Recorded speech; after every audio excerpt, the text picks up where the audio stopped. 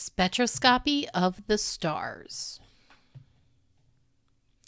So you're going to go ahead and go to this video link, watch the video and answer the questions, and then return here when you're ready to check your work. So what happens when you heat up or burn a chemical element? So each element gives off a unique set of colors / wavelengths of light. So whenever you burn copper, those copper atoms are going to emit wavelengths of light that correspond to the colors you see here on this spectrum. So if you look at the actual color of a copper flame here, it sort of looks like the average of all of those wavelengths, all of those colors that are up on the screen. And that's because your eyes don't perceive individual wavelengths. Rather, we receive all of that information at once, so we kind of see the average of those. So what does the spectrum of light from our sun look like, and what is unusual? So it is a stretched out rainbow, and it's covered with lots of black absorption lines. So these represent the elements that are being burned in that particular star. So what is the relationship between those absorption lines on the spectrum and the light emitted by our sun?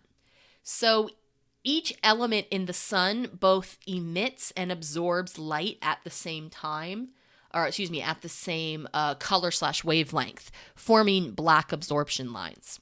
So in the previous slide, I showed you the emission spectrum of copper. Those are the colors of light that are emitted when that copper is burned.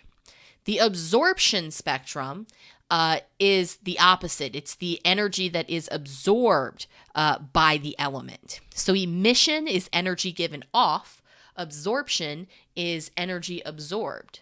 So when we look at the spectrum, we see that they show the same wavelengths.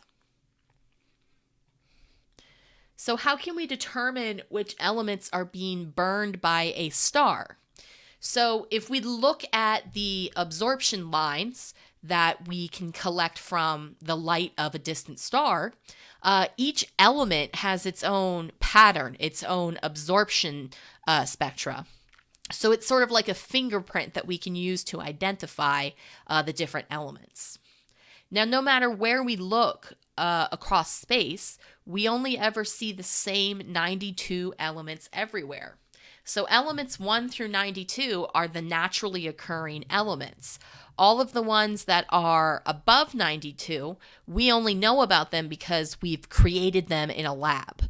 And usually they only exist for a few fractions of a second because they're not very stable.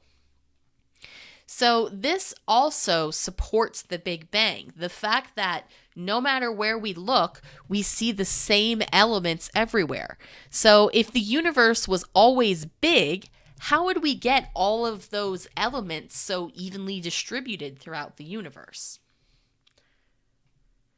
So take a couple of minutes and work on Journal Write 5. From observing the light of many galaxies, scientists have found that the ratio of elements throughout our universe is constant.